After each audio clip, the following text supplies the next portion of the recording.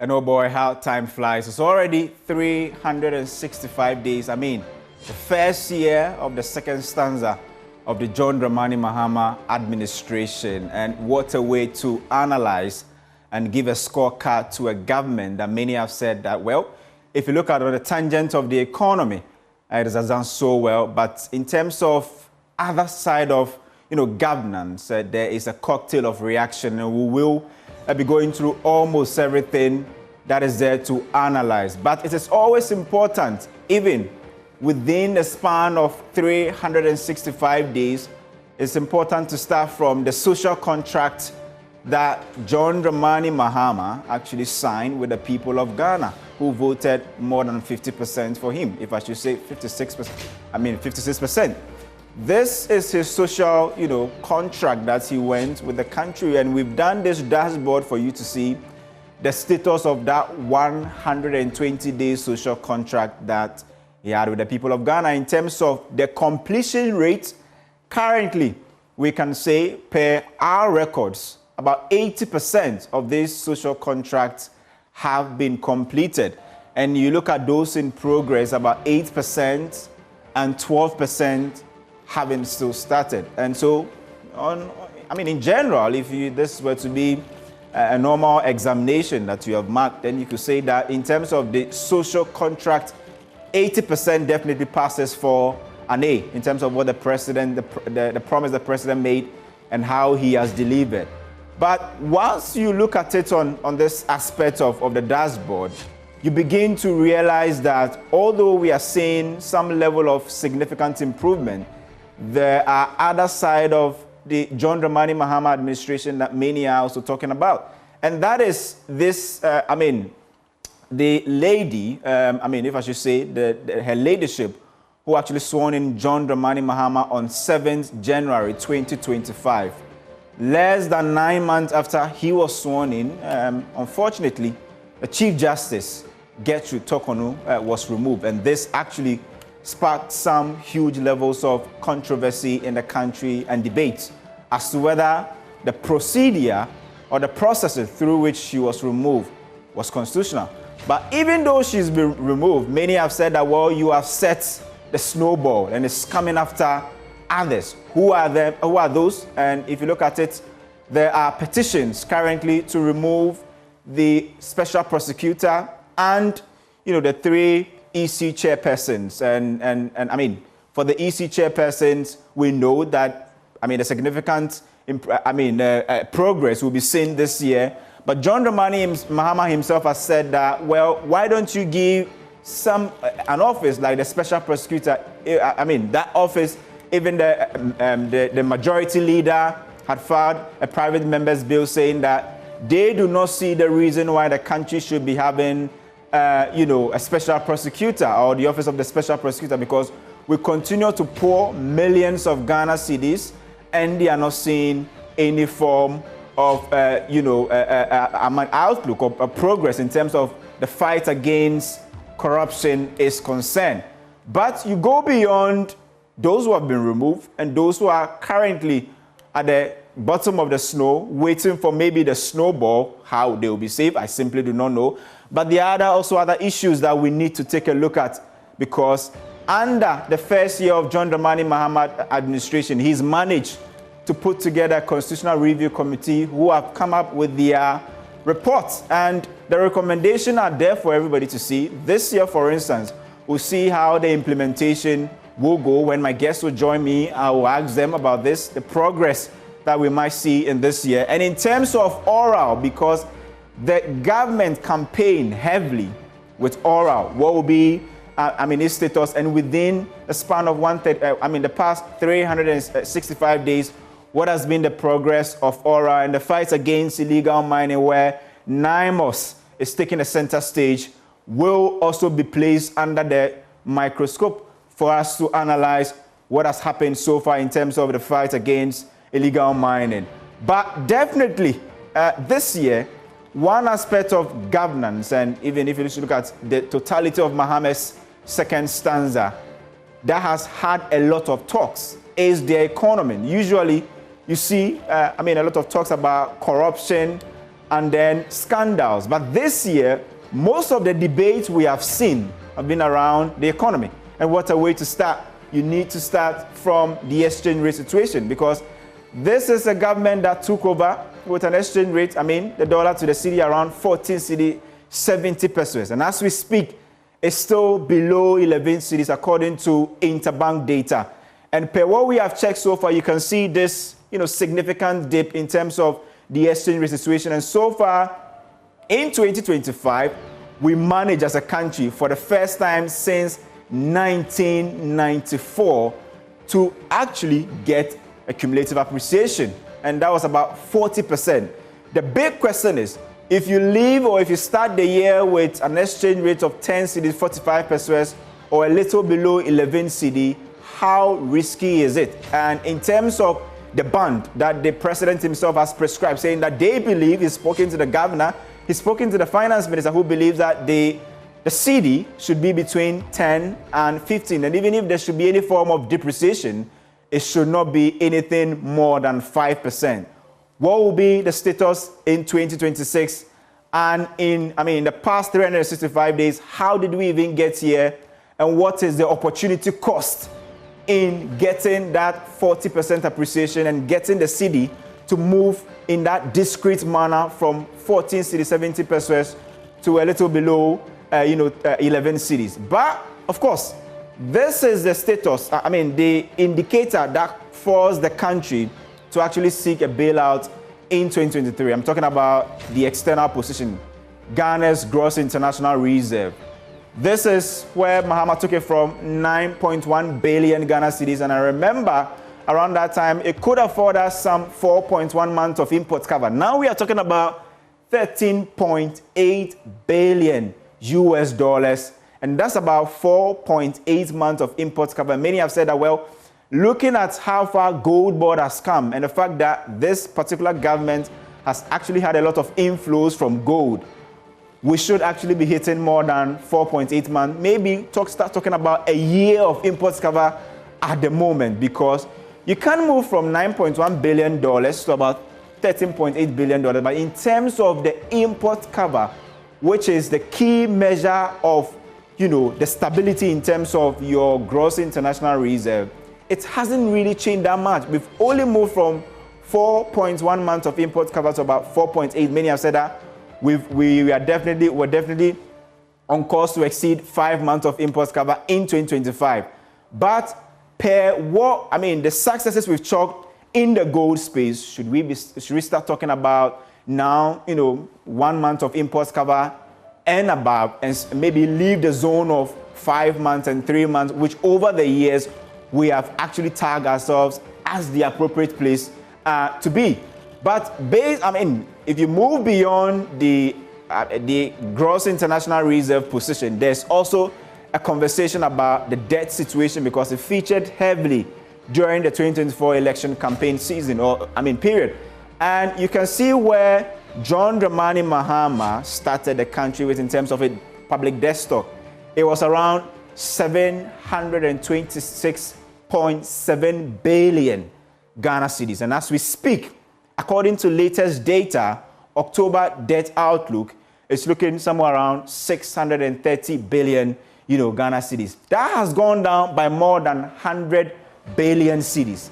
And many have said that this is simply or significantly because of the improvements in the exchange rate situation, where you have the external component of the debt stock, which is giving that kind of live wire to the reduction we are seeing. But in terms of our debt stock in dollars, what you can see is that has actually increased. And many have said that, upon all the restructuring we've done, the moratoriums we've enjoyed, and the haircuts we've received from Eurobonds and other commercial creditors, how is it that we are still talking about close to about 58 billion US dollars in external debt stock? When my guests sit down with me, I'll put this question to them and we'll analyze how we are making improvements when it comes to our debt stock in the local currency. But in terms of the dollar, it being the dollar component, we are seeing some significant spike comparing where Mahama actually took it from and where it is currently. But, I mean, if you want any institution that can give you, I should say, a fair assessment of your economy, because one, they take data from you, they analyze this data with you, and they pass their judgment. And even before they put it out, they will bring their judgment to you for you to go through it before they even put it out. So the IMF is the institution that I'm talking about. What is their judgment on the Ghanaian economy, even though we have seen some level of improvement in the exchange rate situation and the debt situation?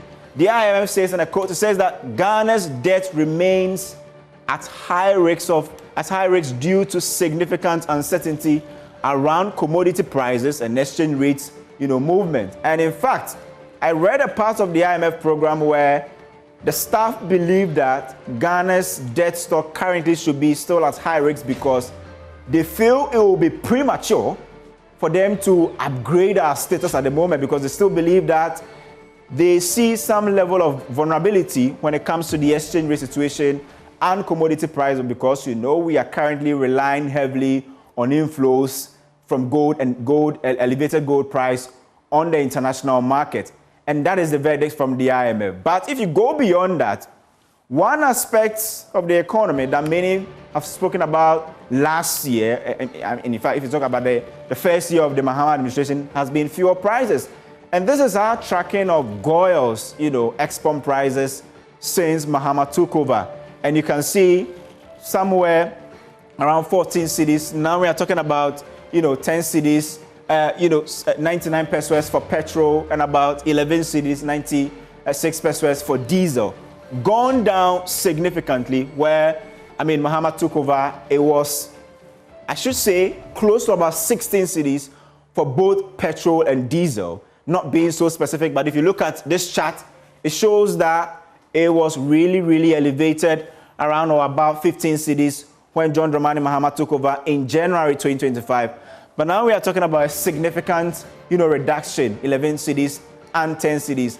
How are we going to see this in 2026? And how is it going to even influence transport fares in 2026? Finally, I want to bring your attention to this graph, because for me, it is important. It dictates the monetary policy rates and the cost of borrowing in the country. And remember that this government, their main flagship program is a 24-hour economy, which is going to wheel around the strength of the private sector.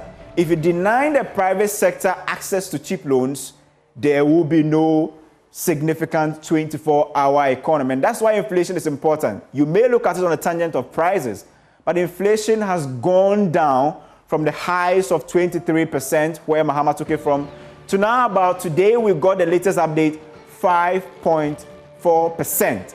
And many are asking, how is this going to influence policy rate, which is currently around 18%, and even the cost of borrowing? But most importantly, even though we'll be analyzing the past 365 days of President John Dramani Mahama, we will also be looking at the burden ahead in terms of, in the governance space, politics. We'll look at the economy and geopolitics, because you know what is happening in the geopolitical space.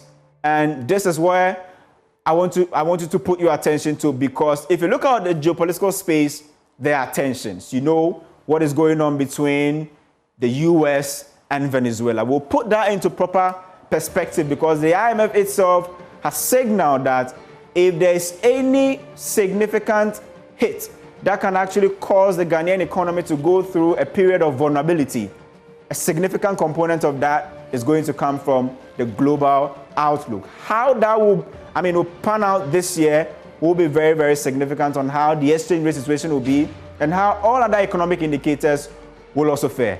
After this short break, my guest will join me. We'll break down the first 365 days of President John Dramani Mahama. Stay with me. We will be right back.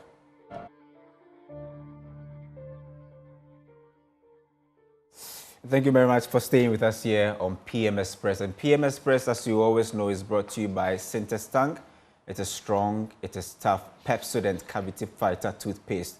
And in fact, let's talk water tank story. Water storage. Ghana, you know that the secret to real water storage is simple. If your tongue doesn't have the tortoise on it, then it's not the correct tongue. That's right. The tortoise tongue, which is Sinter's tongue, is a champion of water tanks, and it's strong and durable and built to handle our Ghanaian weather, rain or shine. Sinter's tongue, is strong, and tough. Now, every time we eat, foods and sugars are trapped between our teeth, leading to tooth decays, gum disease, and in some cases, foul breath. And brushing your teeth every morning and night with Pepsodent Cavity Fighter gives your teeth the protection they need, leaving your teeth with 10 times stronger. Pepsodent Cavity Fighter is fortified with pro-fluoride and micro-calcium ingredients, sealing every tiny invincible holes in your teeth. This prevents cavities, keeps your teeth strong and mouth healthy. That is Pepsodent Cavity Fighter. And my guests have actually joined me here on PM Express for an interesting conversation on the first, year of President John Mahama. It's interesting how time actually flies. Just around 7th January 2025, President Mahama was sworn in, and I remember that day, many of the things that became, topical issues were what he was wearing on the day, and the fact that he was actually reading from a teleprompter. For the first time we saw a president do that during his inauguration. To help me analyze the first year of the second stanza of President John Mahama is Dr. Tia Kabiru, Member Finance Committee and MP for Walewale. He's in the studio with me. You're welcome. Thank you very much. And Franklin Cudjoe is President IMANI Africa. He's joining me via Zoom. Franklin, you're welcome to PM Express. It's a pleasure to be here. Thank you. Good evening. Good evening. Ata Issa is Member Finance Committee and MP for Sagnerigu. He's also joining us via Zoom. Hello, can you hear me? Yeah, I can hear you. Good evening. Good evening to you and to the panelists. And on the corridors of industry, we have Clement Boateng, who is GUTA president. Clement, for the first time. Can you hear me, Clement? He's also joining us via Zoom.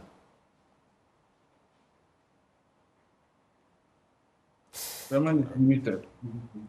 Clement, kindly unmute so we can hear you. Can you hear us?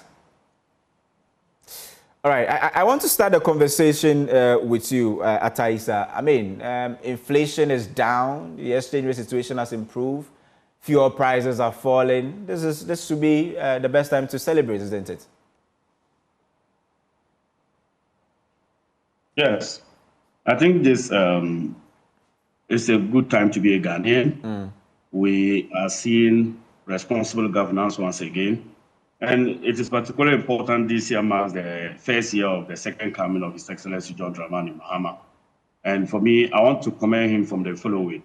First, this clearly is a departure from the usual rhetoric of 100 days accounting to the people. If you recall, in previous administrations, when governments win power, they first of all mark the first 100 days. When we all know that policy maturity and even the lack impact of policies can never materialize in the first 100 days. But for the euphoria of active partisanship in Ghana, we used to eulogize people for first 100 days in an administration. And we celebrated the first year, though we still have long way to go, but I think there is a clear departure from the past. I know we'll be breaking down into sectorial analysis, but I want to find out from you, in general, do you think you have delivered? Yes, I will premise my submission as to the performance, not from my perspective, because you may think I will be biased because it's my government. But the IMF put it right when they analyzed the 2025 budget in the fourth review, where the IMF stated that government has done 89% budget execution. And if you know, budget simply refers to the program activities and how it is financed. So for an IMF and its fourth review to say that as of September, government had achieved 89% of the promise or the budget execution rate. To that end, I think that President Mahama has done well generally. However, like this is an emerging economy. It is not without challenges, and some of these structural issues are still pertinent. And in your intro, I heard you talk about the IMF, some of the issues that IMF still have issues with. in terms of uncertainty in commodity prices. Yeah. And as a country, we indexing or anchoring our growth trajectory based on commodity prices. So these are some of the challenges that I think we encountered in the year 2025. But in all, I think President Mahama deserves commendation. Franklin, do you also think so? Yes, without a doubt. I think the second coming of John has been phenomenal. I've been looking at the data clearly, and I was wondering, how did we get here? You know, but I suspect the answer lies in the fact that we have had a bout of, if you like, good leadership, some sort of guided leadership, so discipline, right? The word is discipline. That's what we're looking for. And I think, clearly speaking, for me, if I look at the if I look at the fact that the finance minister suggested to us, I actually started out saying that, look, I'm not going to toe a particular line where I'm just going to spend money without any corresponding, value in return.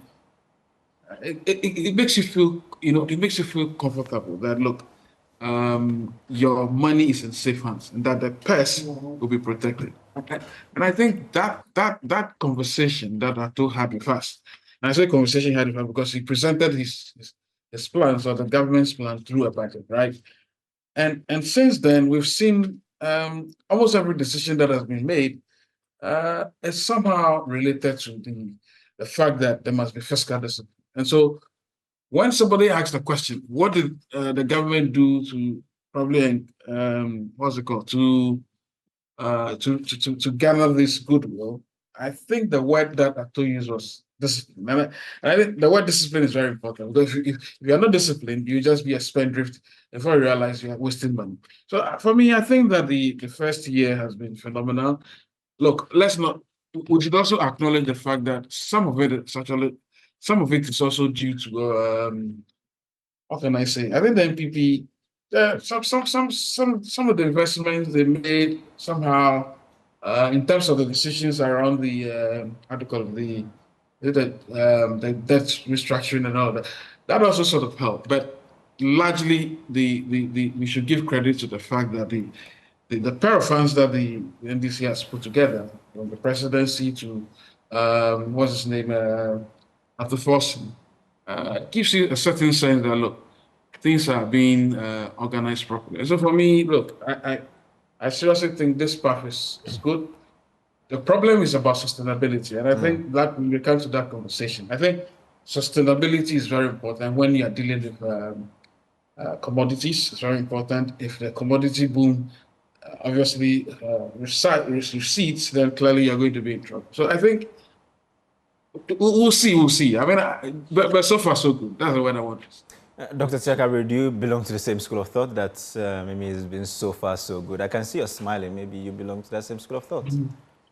Thank you very much, and then good evening to you and to my colleagues, to Ataisa and to Mr. Franklin Cudjoe. To be blunt, the economy has achieved some successes. To that extent, you will give credit to the managers of the economy. But is it novel? Is it unique? Is it the case that it's never done in any first term of government? The answer is no. Okay, so for me, it's the journey would have is what we're going to consider. Because in 2017, we had similar euphoria around the first budget. We had growth that was far in excess of what we are experiencing now. We have primary balance surplus, all the positive indicators. But we have to also know that in all these 2017 and 2019, we are all IMF-supported programs, right? So for me, once we give credit, let us not create a sense that this is the first time in the government's first year in office that we are having this kind of results. As a matter of fact, the euphoria around the 2017 budget and the outcome of that budget, with the greatest respect, it was far even more than what we are experiencing. So approval rating for the president at the end of his first tenure by Afrobarometer was 70%. Here we are having 67%. That notwithstanding, I cannot want to diminish the impact, the growth, the macroeconomic stability, the price stability that we are experiencing. And if anyone wants to say that anything has contributed to this without first acknowledging the IMF-supported program we are, which has served as anchor, which is guide, which is a big man in the house, driving whatever we do. In fact, but for the program, we may have to see some government fiscal indiscipline. The fact that the president and the finance minister have committed to the program is worthy of commendation. But for me, we should not create a sense that this is the first time it's happening. We should not create a sense that we should only hope and pray that it is sustained. Like Franco Cudjoe said, it's about permanency. We shouldn't be looking at the recovery as something that we should celebrate over. I'm of the school that there are some gains. The president must take some credit for the gains. There is a program that the previous government initiated. That previous government must actually also take some of the credit for that. But for the uniqueness of the year and the successes we have checked, we can only do a comparison if we compare to the results we had in 2017. And clearly, the numbers suggest that we had the same kind of similar, if I mean the same would be to exaggerate the point, but we had similar macroeconomic indicators, similar stability, and people were also praising the economy. But let's see how we move into the second, third year. And if the government should put in the third year, we will then know the true extent of the economy and whether or not the commendation we are giving now should be temporary or they should be permanent. That would be determined at the later course. Well, there are many who have said that, well, the first 365 days of President Mahama, we've seen growth and improvement on paper, and you're not really feeling that impact on ground. Do you also believe that what we are seeing so far is at the initial stage where most of the numbers we are seeing in inflation improvement, the exchange rate situation, fuel prices, and all of that still remain on paper, and that it will take some level of work before we start feeling it in terms of the real impact? You see, we will not feel the real impact of the positive figures we are seeing because of the source of that particular positive figures. So if you say we are not going to we will not, feel it, we will not. I mean, is it going to be perpetual? And with the group, unless we do something different, we will have good figures on paper, but it will not translate into the living standards of Ghana. Why? Let me explain why. Now, you have your currency being stabilized because you are pumping in dollars to support your currency. Like I argued earlier on, you are basically promoting and supporting external economies. You are not doing something about your domestic economy in a manner that productive capacity of your domestic economy will grow.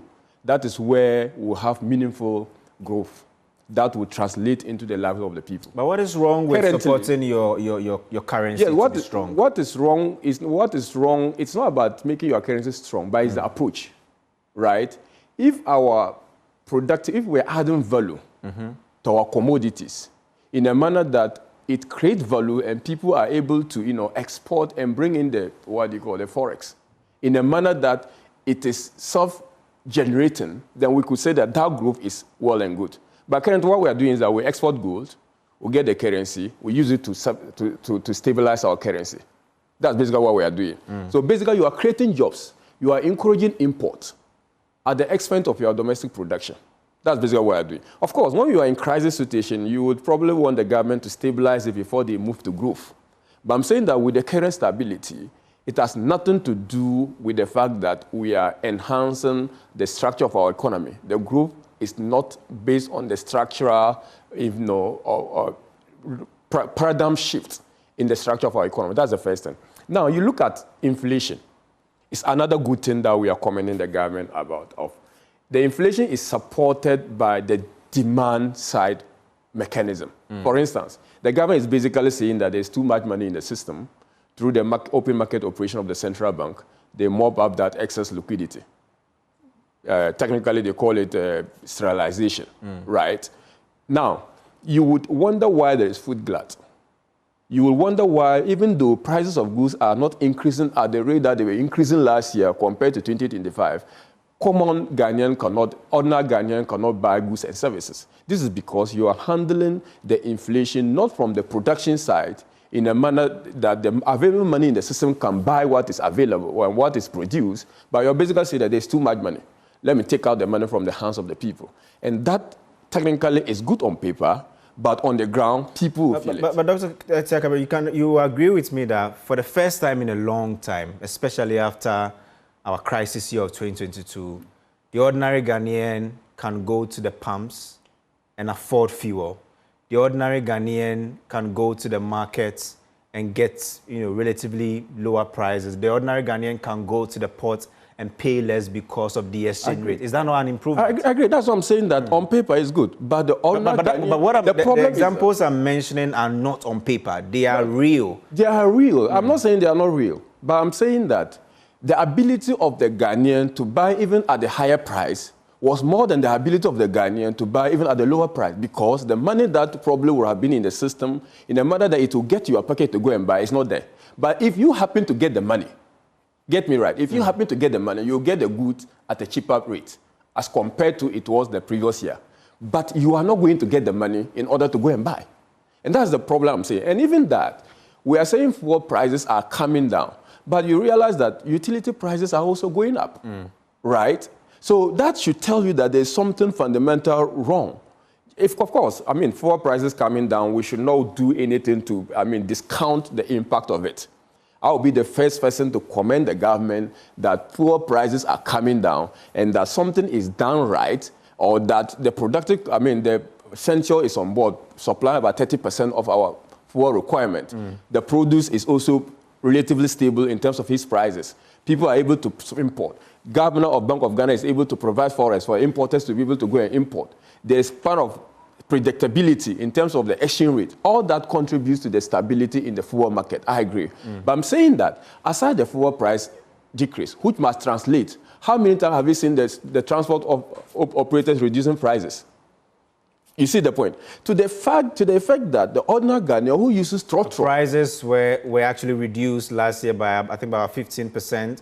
And was relatively stable. We didn't see the regular fluctuations. We have seen reduction in prices, of course. Let us also put on record that we are operating a deregulated market, and that we are allowing the forces of demand and supply to determine the prices of crude oil, basically. And that the government subsidy that used to exist following the deregulation is now minimal or even next to nil. We have to understand that. And that is essentially an external forces. Of course, there are internal forces that can also determine whether or not your fuel prices go up, especially if your exchange rate is not stable. Okay. But I must note that that has not translated to the reduction of fuel, transport fares that we expect. And I even recently remember that some government functionaries were complaining. The transport minister was complaining. Why is there no commensurate reduction in the prices of transport fare? Because other components of the transportation build-up are also not decreasing. So they are not entitled to... We'll come back to that, to that conversation, but I want to find out from Ataisa. The accusation is that your government is actually banging its hopes on the performance of gold. And then also, there are many who have said that we are not able to fight Galamsey because you are benefiting, and that benefit is coming through the forex inflows that Gold Board is getting, and as a result of that, we are able to stabilize the city. How do you answer to that in terms of the accusation versus the successes you've chugged in the last 365 days? All right. So thank you once again. And I think that I'll begin my submission by reacting to a few things before. And this earlier today, I was with Dr. Kabiru on a sister station. And I think that same is being repeated here. So for the sake of clarity and for the purpose of education, look, when there is too much money in an economy, inflation is not a tool to control that. If you study fuel on interest rate parity principle or theory, what normally happens when there is too much money in the economy is for interest rate to increase so that it is an appetizer to go and send their money to government. So government borrow it from the domestic market. That is the situation when there is too much money in an economy. They don't use inflation as a tool. Number two, what in this case happens is this. Now, inflation is on the decline. If we had seen an increase in interest rate, then there would have been a justification based on the interest parity theory. But in this case, we are not seeing something like that. So I think that that type of analysis should not be encouraged, just because people are listening to us, and these are various theories that we all study, and we have to be guided by that. The second issue too is that you cannot claim that the ordinary Ghanaian lives has not increased. When in the latest report that has been issued by the Ghana Fiscal Service in October, that is the Ghana Living Standard 77, indicates that from January to October, we have had 5% in poverty reduction in this country. 5%. If you look at 2024 end, incidence of poverty was around 24%, which simply meant that every four out of every 10 Ghanaian were averagely poor. Multi-poverty dimension report also suggested that by the end of 2024, close to 2.3 million Ghanaians was pushed below the poverty line. This is not a record you should be sharing. We should share the glory. The metrics or the scorecard for MPP regime ended in 2024, and the scorecard metrics are out. So I don't know where we always find a way of squeezing in that we must share the glory. Yes, it is not bad to assume that, but let me just remind viewers, and I think IMANI is here. If you look at what happened in 2017, prior to the election of 2016, the Economic Intelligence Unit, the IMF and the World Bank all projected that Ghana was set to grow at an average 7 to 8% for the next 3 years. I don't know if Franklin can remember. So at that time when MPP won in 2017, they debunked all those assertions and claimed that it was their superior economic management that translated into this. So how on one hand you want to approbate and reprobate? Today, because the economic indicators are good for government, now you also want to claim based on your failed promises. Because if whatever policies that you had done, its maturity and gestation should have ended in 2024. The results should have been reflected in 2024. But the results for 2024 is already out for Ghanaians to tell. But I'm also sure you agree with me that in economics, there is something we call the lag effect. I will come to lag effect. I'm saying that when you do policy maturity and lags, lags are not supposed to every policy has its own maturity and lags. Which particular policy in 2024 are we seeing the lag impact on this economy? You can't just assume a general MPP government. You must be specific that this policy is maturity and is lag impact in 2025. They haven't been able to do any of them. But of course, now, the IMF itself put out that the MPP's introduction of the domestic gold purchase program actually helped the country's reserve position in 2024. They have always, no, it didn't. I will demonstrate why it didn't. But that is the assessment of the IMF. I am saying that every government has always built an economy indexing gold as a reserve. And that's why I'm always surprised when people, so what you have just read, it is not different from all IMF reports since the 17th time. The answer is always that either cocoa or gold has always been the benchmark on which the economy is anchored. So that is not anything in doubt. What I'm trying to basically say is that when you are introducing a policy, every policy has its own set of objectives. The domestic gold purchase program had two objectives. One was to build reserves, and then the second one was to what? Tackle the fuel prices. Now let's juxtapose the introduction of those policies from 2022 and juxtapose it to the end year 2024 and ask ourselves this question. Did it lead to a reduction in the export prices of fuel? It did. Number two, no. It did. No. We still had fuel prices after the introduction of the Gold for Oil program. We've done the analysis here on JoyNews. Fell. And what was I'm saying that you get me right. I'm saying that the policy was introduced in 2022.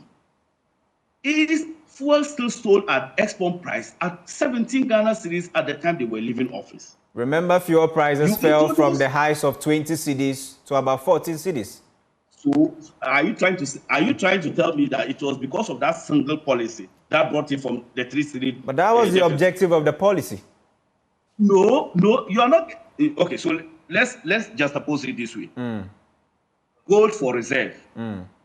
Every country index its reserves either in gold or other rare mineral resources. So if you are using gold to shore up your currency or to shore up your reserves, there is no theory that condemns that every economy, you can mention any economy globally, every country uses one form or the other a resources that is used to back the currency. So if the gold board, through the Bank of Ghana, is able to increase our reserve accumulation, I don't think there is something wrong with that, or we are promoting importation. That is not logical, because what was the purpose of the gold for reserve policy introduced by the MPP? Was it not to build reserves? Are they trying to tell us that that time that they were introducing the policy, they were trying to encourage importation? That is not correct. So my point is that you don't set policies without its own objectives. You introduce the same policy that you want to claim credit for with the intention of controlling export prices and also increasing the reserve accumulation, which you want us to believe that you achieve those objectives. Another government has come, and the government is doing the same policy but achieving greater results. CD has stabilized against major trading currencies, especially the dollar, 40.7%, highest in 40 years. And you are telling us that this was similar in 2017, because when Finance Minister Ken Ofori-Atta read the budget, it was also greeted with this euphoria. No, we are Mr. Isa, I want you to stay on that point. I want to bring in Franklin at this point for an intervention. I'll come to you. Franklin, I mean, I think the debate here is, at what point do we have the cutoff in terms of the impact of the things MPP did and how it has influenced the current glories we are enjoying? And I remember you, in your first intro, said that we need to give some level of credit to the previous administration. At what point do we say that this is the cutoff? Well, to be fair, I think that the analogy or the analysis makes a lot of sense when you want to consider the fact that certain interventions made by sometimes the predecessor somehow has some sort of effect in the current system. I think the question about cutoff has to do with the types of interventions that were made. And I suspect the type of interventions that were made that actually led to the positive outcomes that we probably experienced. I think in the 2017, let's not, and this is a fact, by the way, I think the NDC at the time had actually invested a lot in the energy sector. So by the time the MPP was taking over, clearly these things were going to come through. And what it meant was that once they were going to come on stream, it meant that it was going to be positive. It was going to have positive impact on the economy. So we saw that. Now fast forward 2025, right? I think, to be fair, apart from the domestic debt exchange that we have, right? I don't really think, I mean, that somehow, anytime we can lay claim to that and say that, look, had we not structured it this way, we would never had the sort of growth we're having right now. Partially true, but this time around, I think I rather disproportionately give the NDC maybe about 65% of the glory, of the credit. Of the credit. Because you see, even if you didn't do anything at all and you police the interventions that were made at the time, I think it was a good thing. And to think that the current the minister and the finance minister actually decided that, look, I am not going to be a spendthrift.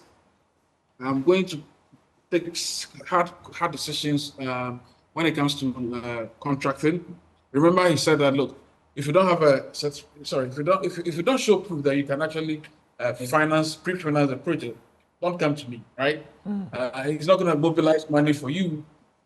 Unlike the previous administration, where we saw about almost 100 million cedis being mobilized for Agenda 111, and we don't know where all that money went. So it's important to make the case that, look, there's some fresh air right now when it comes to the way of money. But I think, to Kabiru's point, by the way, I think we need to acknowledge Dr. Kabiru's point when he says, for instance, that, look, you need to start investing in sectors that would enhance or create the lasting growth that we want.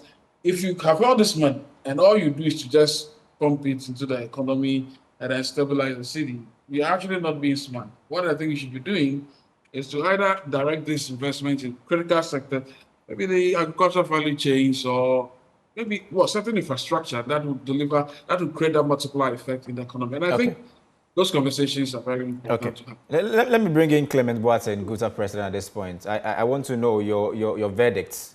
First 365 days under the second stanza of John Dramani Mahama. How has it been for you, those of you in industry? Has it been so far so good, or you have your own reservations?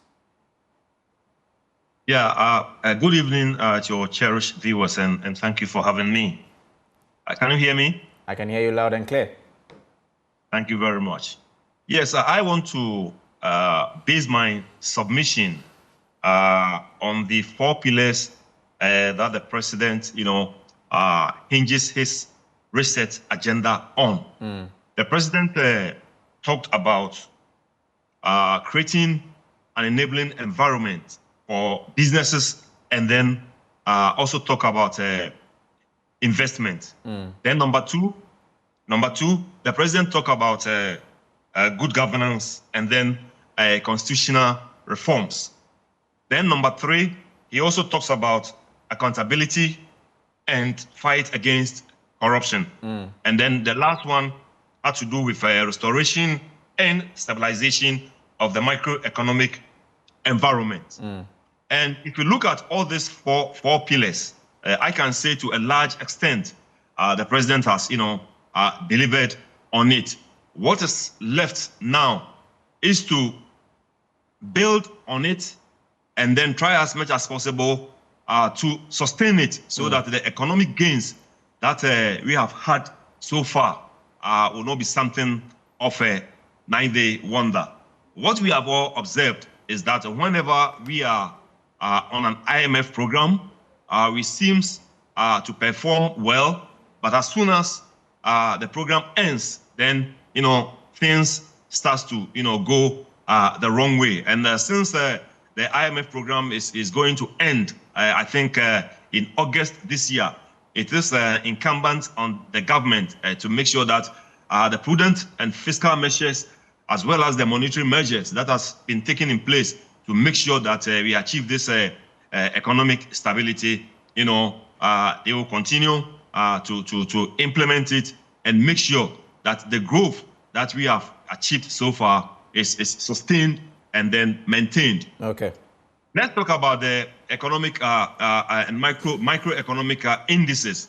Currently, just today, I think the statistical service, came to tell us that inflation has gone down to 5.4%. Are you feeling it? Are you feeling it? Are you feeling that reduction? Yes, I'm feeling it. Okay. I'm feeling it because definitely it is going to have an impact on prices. So I'm definitely feeling it.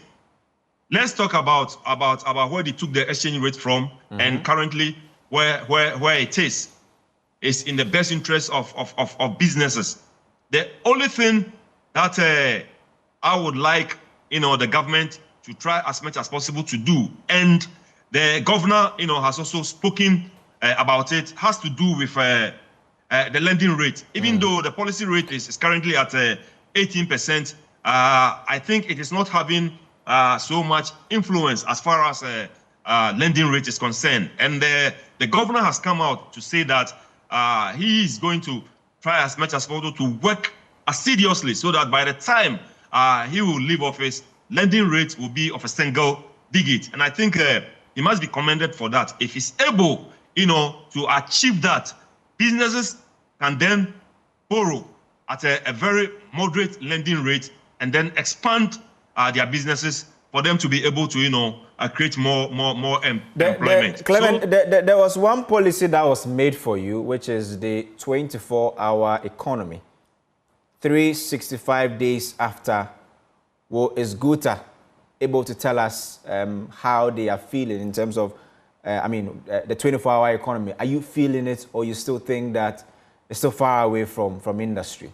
Well, regarding the 24-hour economy, I think there is much, to do about it before we can, see it's a success. As for Guta, we have had, some engagement with Mr. Guzitano as far as the 24-hour economy is concerned, because, you know, we need some modalities and some guidelines, as well as some, you know, financial aspects before we can be able, you know, to take full control of the 24-hour economy. So we are still in touch with Guzitano talking, and I think at the end of it, or if things are put in the right perspective, it will be, you know, a good policy. Mr. Boateng, if I ask you to mark the 24-hour economy on a scale of 0 to 10, what will be your mark? Currently, I will make it 4. 4 over 10. Yeah, 4 over 10. So Guta is scoring the 24-hour economy 4 over 10. Oh yes. That's a failure. Yes, because nothing so much. If you want to be realistic, nothing so much, you know, has happened as far as the 24-hour economy is concerned. Okay. We need to put, you know, security into place. I mean, we need to put a lot of structures into place before the 24-hour economy, you know, can really take off. And nothing, you know, much has not been done. So okay. Going into 2026, I think they need to work on it so that we will take full control of the 24-hour economy. And you are scoring it 4 over 10. Yes, please. Okay. I'll come to you. I want to come to the studio and speak to you. Unfortunately, I have to be in another studio. No I problem. told you. No problem.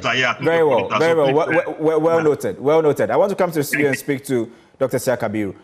Do you believe that the 24-hour economy exists? Yeah. So before I do that, and I hate to do that, okay, because sometimes I want to disagree with my colleagues without necessarily impugning their integrity. But it is quite unfortunate that when you want to respond to things I say, quote the things I say, don't set your own questions and try to respond to them. Nowhere in this discussion have I said that when there's inflation, the best way to control it is to, I mean, by using the parity, what they call it, interest parity index. Nowhere have I stated that when there is inflation, money in the system is the way to control it. I have not made any such reference. What I said is that mopping up extra liquidity is a way of controlling inflation, which is a fact, which is called sterilization. And I'm saying that that was the approach the government used. So we don't set our questions and say that, and try to use that if that was the case, interest rate should be increasing. I did not make such comparison. So that is one. Two, you said that IMF projected growth in 2026, and then when we came to office and they were happening, we were taking credit. But the same IMF projected inflation to be at 8% in 2025, plus minus 2%. Plus minus 2% is what? 6%. Exactly. Between 6 and 10. Yeah. The same IMF. Now, we should give you credit. We shouldn't talk about the IMF, but in this our case, we were taking credit from IMF. That's even not good. The results in 2024 lack. Look, I want to be candid to the good people of Ghana that John Mahama deserves some credit, because even policing the IMF program itself is something of work that you have to commend the president. But if you sit down to say that there was nothing and that the results should be shown in 2024, why is the IMF program a 3-year program?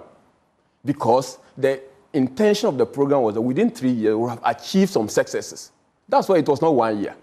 And that is why the debt exchange program was concluded in 2024. So the impact will be felt in 2025. Even the IMF conditionalities we imposed, the reserve, building reserves, we could not deplete our reserve because it was a requirement to build your reserves, all right? Then when you come to office and that requirement is lifted and you are using it to show your currency, you cannot say that it is not a policy coming from the old government. So let's not do this to ourselves. I agree that, look, even fiscal discipline by the government, by the decision not to spend, even though it's a conditionality, is something good the government has done. The current government has done. Over 12,000 teachers and nurses are still crying on the street. But that is a policy decision, and I don't fault them. But you see, when we begin to behave like politicians, and then we see nothing wrong that we are doing, and then we don't want to give credit where even credit is due, we get to a problem. And the last thing is about, you say, indexing gold, that every government has been indexing their currency with another commodity like gold. We inherited an economy which our gold reserve was 8 ounces, right? So 8 ounces is basically not part of your reserve, because when you quantify 8 ounces and put it as part of your reserves holding, it's basically knowledge. Of course, the laws allow you to keep your reserves in other cash form, i.e. gold, things that can easily convertible assets or easily convertible assets. The law allows, so you can keep your reserves in gold. But when you inherited an economy which total gold reserves was 8 ounces and you build it to 30 ounces, you cannot say that is something that every government does. Why is the IMF commending it if it was something not outside of the box? So let's not be doing this ourselves. But on the issue of 24-hour economy, look, I would have even want to, my expectation of that, to analyze this government performance in 100 years. You people did in your production before this, you analyzed the 120 days contract. Clearly, you gave the government some 80% performance. But you see, all those promises were like programs. I will organize economic dialogue. What is the impact of that? There's nothing of an impact unless, of course, the outcome of that dialogue is translated to policy. Now, if Mr. Cudjoe is telling us that economic dialogue has resulted to the gains we are seeing, then we can say that it was a good thing. But out of that dialogue, we're able to get the D-levy, I should put it that way, and that is solving the energy crisis. Exactly. So those are the, if you say, I'm going to organize education forum, and you organize it, and you say you have to say, what is the effect of that? Right? Out of the education forum, we have the GET fund being uncapped. And more than 3 billion is being allocated. That one was even a promise. You don't need economic forum to say that. You made a promise to the good people of that you're going to uncap GET fund. So you don't need economic forum for that. You get a point. But even look, there were certain important things that we didn't meet. The government promises that they were going to fight. They make, in your product, you said that there was no scandals. But you know what the scandals they made of for the last occasion? Excavators missing was a scandal. They promised in their 1 and 2 they were going to investigate that. That has not been done. But excavators have gotten missing in this case, but it has not become a scandal. You see the dichotomy of times that in the previous government, when excavators got missing, it was a scandal that even got to the manifesto of a political party. They were going to invest. I did not say that there were no scandals. No, I'm not saying that. I'm just saying that the discussion. You said the discussion was about the economy, but not on scandal. Absolutely. So that is one example. They promised that you remember Sputnik V virus, anti-vaccines. Nothing has been done, but they said within 120 days, they were going to make sure that they investigate it and bring the culprits to book. They are talking about scandal. They talk about EJEPA. They talk about SML. SML, I can admit that they are doing something about SML because some people are invited to talk about EJEPA. Nothing has been. Illegal contract inflated, nothing. COVID-19 expenditure. As a matter of fact, National Cathedral, 158 million. The Auditor General report stated that there was no misappropriation of funds. But they made it a campaign promise. So, and that has not actually been achieved. And these were the things that made the NPP fall. Yet, these key things, the Ghanaian people are not seeing any conviction. They are not seeing any seriousness in bringing the corporates to book. There was also another promise about to review the custom to make sure that they lift the law that says that scrap should not be imported because we wanted to protect domestic car making. That has not been done. They promised that they were going to make sure that they review the law to make sure that agricultural equipments and what you call industrial equipments are imported without any hesitation. That has not been done. So they were the key things that are actually going to support growth. We did not see them. Now, apart from that, in the 2024 budget, my colleague mentioned that the IMF gave them 60% execution rate of budget. You can execute budget without really impact. You can spend money for no results. So we should not confuse budget execution to results or impact. Budget execution, but let's go to the specifics. And I remember myself and my colleagues debated this in the budget, and we'll not come to that. But let me just zero it down to the 24-hour economy. It was a key promise. The budget. That's actually as a matter of fact, the main budget. As a matter of fact, I think that many people spoke on this, and some people say it was not. It was supposed to be not. We shouldn't see a budget line on COVID-19. On 24-hour economy. But now they are bringing budget. In fact, they are even bringing law on 24-hour economy, a bill on 24-hour economy, which they are going to take in the next meeting of Parliament. That shows the lack of clarity on that particular. Ghanaians are expecting 1 job, 3 shifts, 3 persons. That was clearly the anchor, but that has failed. So even Gupta president was even magnanimous to give them 4. Because with the 4, you must demonstrate that something has been done. What has been done? What will you give them? Well, clearly, if I want to take into consideration the fact that there have been engagements, a secretariat has been formed, and that secretariat is led by Mr. Guzetanu.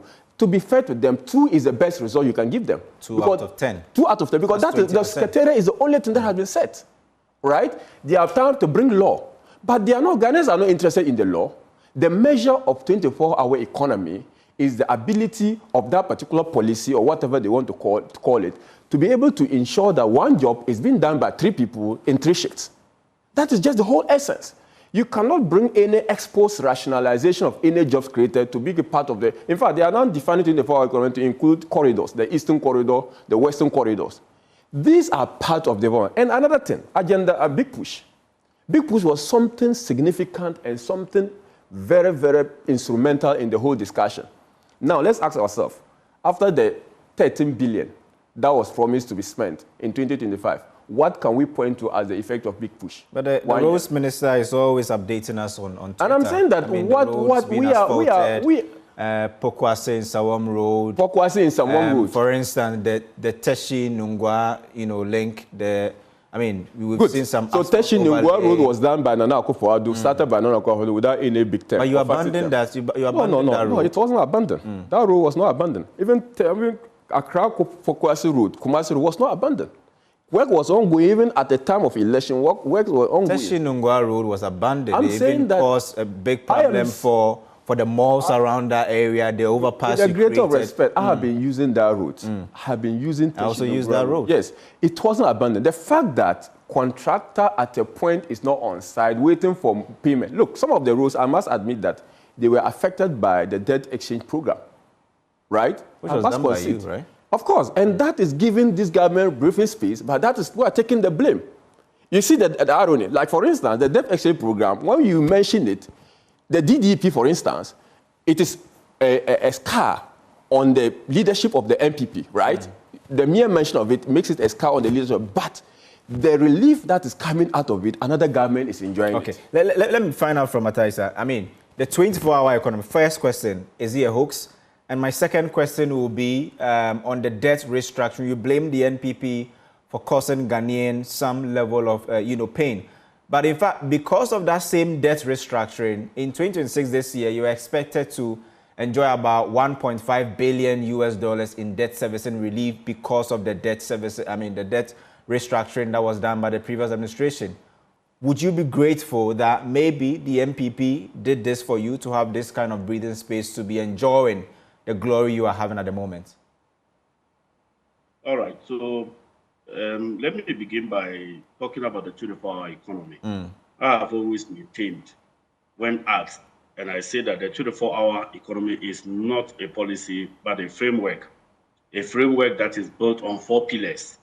One is creating a tax regime or tax incentives for businesses to participate in night economy. The second one has to do with the smart metering program, bringing a different mechanisms where at peak hours in production hours, especially commodities that will have competitive advantage, people get an advantage to produce at lower energy cost.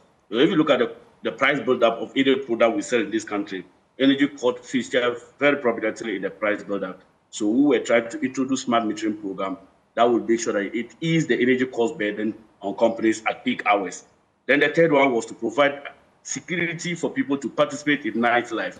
Across the globe, wherever nightlife is done, maximum security, especially the UN Charter on citizens to security ratio, we are trying to make sure that we get the right numbers of security for people to be assured of very much safe environment to conduct night business. To that end, I will say that we were not really expecting to start enjoying 24-hour framework within a year, because these are pillars that must be done in order to achieve the results.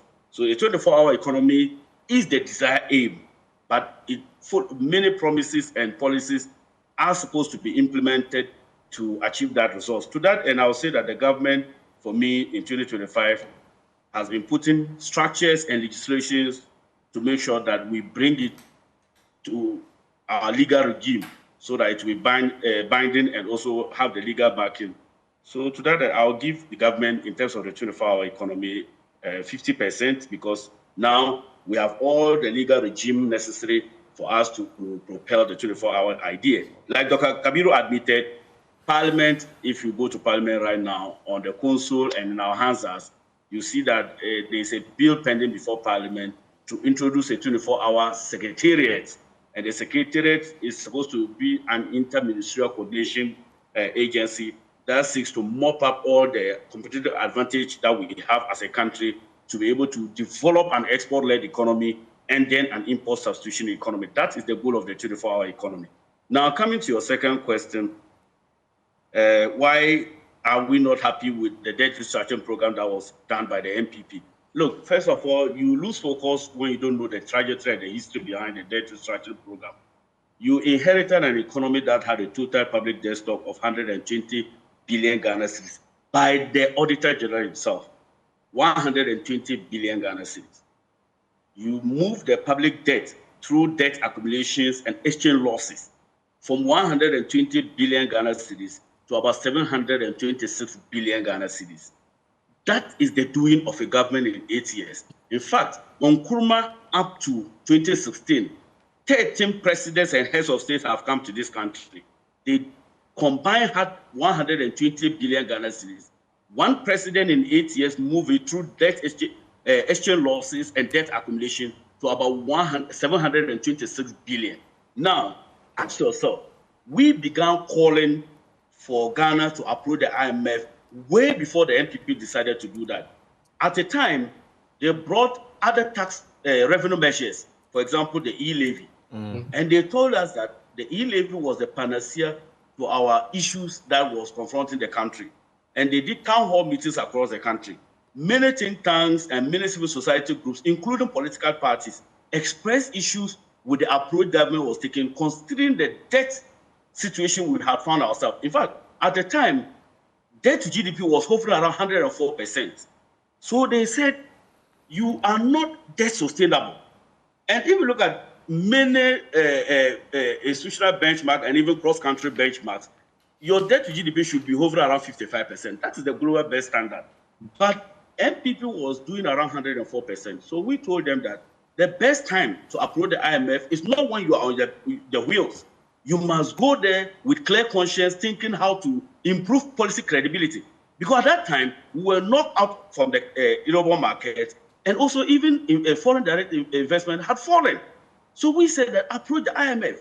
They said no, e-levy was the way. Did town hall meetings with a utopian projection of revenues that was expected from e-levy of almost about 6 billion. We told them that that was not feasible. Now, they went to an IMF program, not the doing of themselves, but because they could no longer do anything, and they declared that they could not fulfill their debt obligation. This is the first time in many years that even principal payments, government of Ghana could not honor. How much more an interest payment? Mr. Isan, I think the simple question is the debt restructuring help you in 2025? The debt restructuring program will never be credited to MPP because it brought hardship to the ordinary Ghanaian. Pensioners. But it's giving... When the president at that time read to the whole country that his finance ministry and the government were not committed to doing haircuts to ordinary pensioners, we saw what happened in this country. People's savings were depleted. People saved medicines monies that they used to buy medicine were all cut short.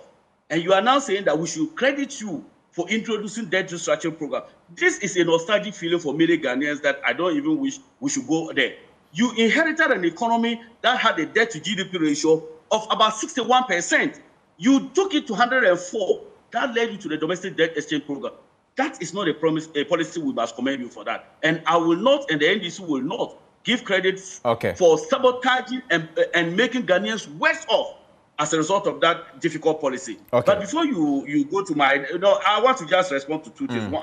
First of all is that this one, rather frankly, forex intermediation, it is a standard practice.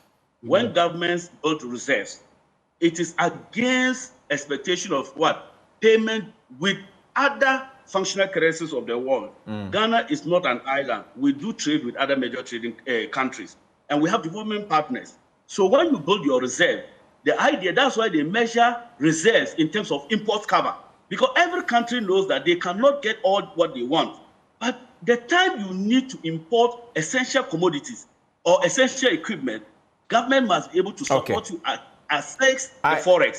So if government of Ghana does not do a fixed exchange rate regime, we don't manage flexible. I want you to hold that point for me. We want to take a quick break. We will be back. When we are back, I want us to talk about governance. We'll talk about the fight against Galamsey and the removal of key persons from office. That will be how we'll end the discussion here on PMS. But we'll take a quick break. We'll be right back. Don't go anywhere. We're still live here on PMS. Unfortunately, we have about just 5 minutes to go, and I want us to touch on the issue of governance, especially the removal of the Chief Justice from office. And I want to start from Samson Cudjoe. Frankly, Cudjoe, the removal of the Chief Justice, many have said that if you look at, our indexes that will be coming up, this year, especially our Judicial Service Index, that is essentially going to affect it heavily. And I also want to touch on oral. Do you think that oral was overhyped? Well, in fact, you need to look what happened to the Chief Justice. In all fairness, was a bit was a worry, but you also need to juxtapose it against the fact that the judiciary's perception of the judiciary, especially if you look at the Afrobarometer report, wasn't quite pleasant, right, for that period, and so. It's a bit murky, but look, what happened was not the best, and I think that we should both politicians and whoever the Chief Justice was must have they all have some blame to share, but I think clearly the judiciary at the time was not thoroughly the best. Let's accept that fact. Look, the oral thing. Now, in the beginning, who was it that was saying? Was it Domelevo? Domelevo, who was supposed to be part of it, has come out to say that, look, things are too slow, right? And to some extent, look, these things are expected. If you want to fight corruption, especially elite corruption of this nature, you definitely would have issues because these persons you are going after have deep pockets. They'll fight you all the way. They'll go through the court. I've not even started touching most of them. I mean, apart from Furiata, that my good friend who was absconded, apart from him, I suspected that there should be some. Anyway, there are other people who are being chased, by the way. But look at what is happening, right? They are fighting you through the court. It's not really easy. So I think around this an upgrade. That's the word I'll use. Around this an upgrade immediately, and let's see how things fast forward. Now, frankly, I want your score, right? I want us to do this on oral. Not just on oral, but I want us to start this way. First 365 days of Mahama on economy scale of, let's do 100%. What will be your score for Mahama? I'll give you an 80, an 8 out of 10. So, how about governance? Governance and anti-corruption, yeah. Well, governance and anti-corruption, somewhere around 70. I think it's been. We've not had any major standouts, and I think we are on the right trajectory. How about the fight against illegal mining? How are you going to rate the government? Oh, that one. I think I'll give them about 45. 45. That's a failure, right? Well, yes, more or less. All right, Kabiru, economy, your score. Yeah, so on the economy, I'll give the government, general on the macroeconomic sector, I'll give the government 60%. 60%? That's a pass? Yeah, that's a pass. And how about governance and anti-corruption? Governance and anti-corruption, I'll give the government actually 30 to 40%. That's a failure? The government has actually failed willfully in the fight against corruption, except the rhetorics. Also, Ghana is a constitutional democracy. The fact that the constitution seems to be ripped, the sanctity of the Constitution, especially the processes, the lack, the opacity with which the Chief Justice was removed, is a clear abuse of executive power.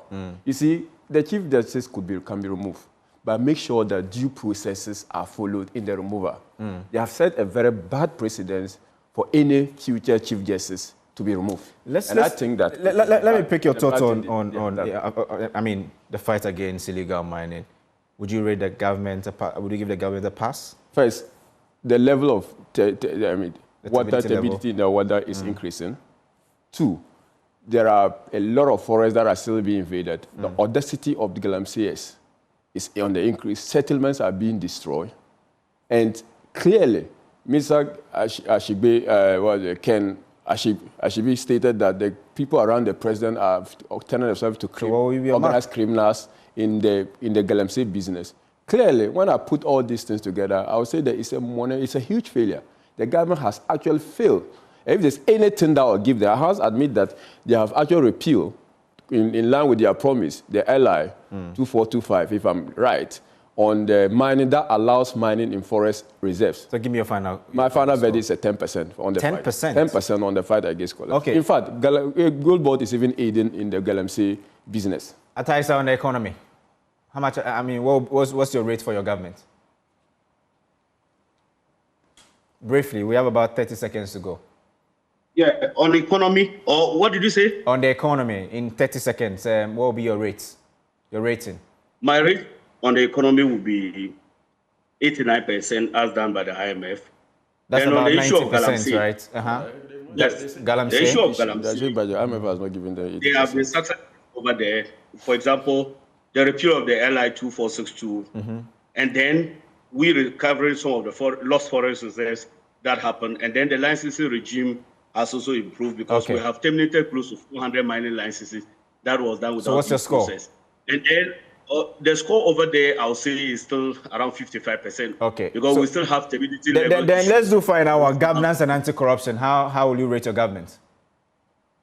I think that is the best governance so far after all is in terms of corruption. The president, full 1 year without scandal. This is a president who is not shying away. And his record speaks for itself. What's your score? The West under President Mahama in terms of the corruption perception index in 2013 to 2016. That will come. That will come. So but I want your score. One, yeah. I'll say that we are still doing close to 80%. Okay. We are what Ghanaians are looking for. Thank you, Ataisa. I mean, gentlemen, thank you so much for joining me here on PMS Press. This has been PMS Press with me, Isaac Kofi J. Thank you so much for being part of the show. Do enjoy the rest of your evening.